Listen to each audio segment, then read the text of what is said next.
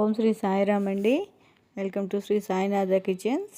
అందరికీ నమస్కారం అండి. ఈరోజు నేను చెక్కలు చేశానండి. చిట్టి చెక్కలు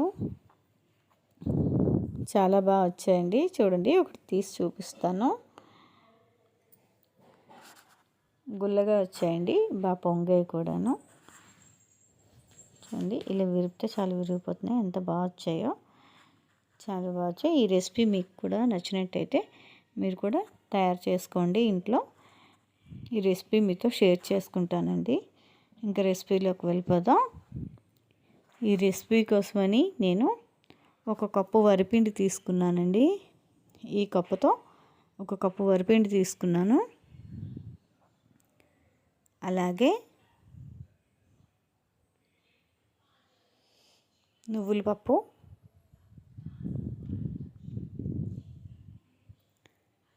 అలాగే మినపప్పు 1 స్పూను, శనగపప్పు 1 స్పూను తీసుకున్నానండి. అలాగే ఈ మాత్రం ఎండుమిరపకాయలు. ఈ మాత్రం ఎండుమిరపకాయలు సరిపోతాయండి, ఇంతకన్నా ఎక్కువ అక్కర్లేదు. తీసుకొని ఈ ఎండుమిరపకాయలు అనేది మా బాల్కనీలో ఎక్కడైతే ఎండ తగులుతుందో అక్కడ పెట్టుకున్నానండి. ఒక 2 గంటల సేపు పెట్టుకున్నాయి. ఒక 2 గంటల సేపు పెట్టుకున్నానండి. ఇలాగా పెట్టుకొని అది మిక్సీ చేసి పౌడర్ చేసి పెట్టుకున్నాను. ఈ పౌడరు చెక్కల్లో కానీ, చేగోడీల్లో కానీ, ఆలు ఫ్రై అలాంటి వాటికి చాలా బాగుంటుంది. అలాగే మినపప్పు, శనగపప్పు కూడా 2 టైమ్స్ కడిగి ఒక అరగంట సేపు నానబెట్టి ఉంచుకున్నానండి.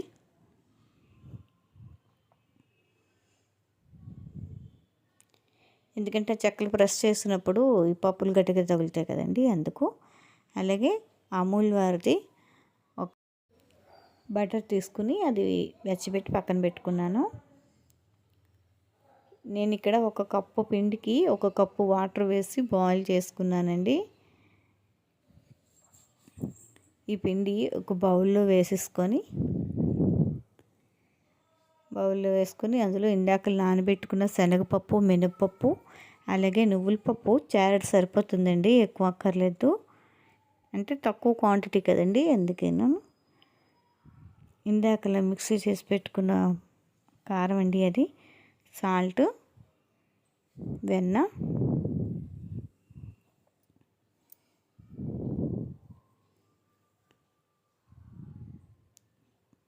అలాగే జీలకర్ర 1 స్పూన్ వేసుకున్నానండి, సరిపోతుంది. వేసుకొని బాగా అది కలిసేంత వరకు బాగా కలుపుకోవాలి.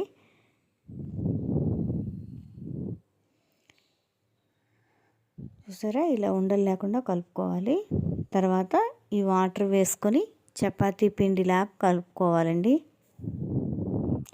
కొంచెం వాటర్ ఉంచేసానండి. మొన్న వాటరు 1 కప్పుకి ఇవ్వండి ఇలా కలుపుకొని ఉంచుకోవాలి. మొన్న వాటర్ రాలేదండి, అందుకే ఇవాళ వాటర్ ఎక్కువ వేసుకున్నాను, కానీ సరిపోయింది. ఈ చపాతీ పిండిలా కలుపుకున్నది ఒక 2 భాగాలుగా చేసి ఒక భాగాన్ని ఇలా ఒత్తుకొని ఒక పేపర్ మీద ఆయిల్ రాసి రెడీ చేసి పెట్టుకున్నాను. ఈ ఒత్తుకున్న దాన్ని చిన్న చిన్న ఉండలుగా చేసి పెట్టుకున్నాను, రెడీ చేసి. ఇలా చిన్న చిన్న ఉండలుగా ఈ సైజు అయితే సరిపోతుందండి, రెడీ చేసి పెట్టుకున్నాను.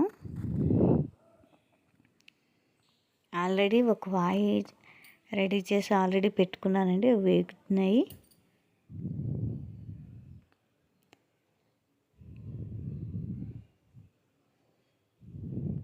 నేను ఈ చిన్న కళాయి పెట్టుకున్నానండి, పోపు మూకుడు. ఇది కొంచెం పెద్దదిగా ఉంటుంది. పైగా ఇంకోటి ఏంటంటే, నేను చేసిన ఈ చిట్టి చెక్కలకి ఇది సరిపోతుంది. ఫోన్లో కొంచెం పెద్దవిగా కనబడుతున్నాయి కానీ చిన్నవేనండి ఇవి. ఈవినింగ్ స్నాక్స్ కోసమని చేశాను, అవి చిన్నవే చేశానండి. ఈ మూకుడైతే సరిపోతుంది. చెక్కలకి పెద్ద హంగామా ఏం అక్కర్లేదండి, చాలా ఈజీగా చేసేసుకోవచ్చు. ఇంకోటి ఏంటంటే, ఎన్ని చెక్కలు వేసినా సరే అన్ని చెక్కలు వేగిపోతాయి.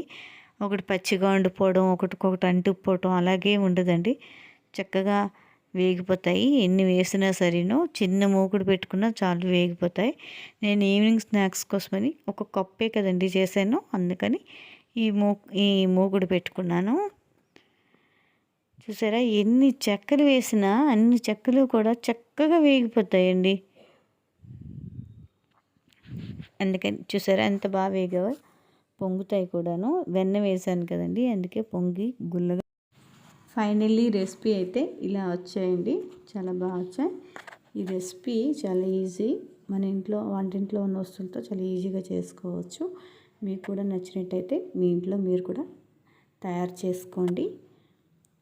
ఈ రెసిపీ నచ్చినట్టయితే లైక్ చేయండి.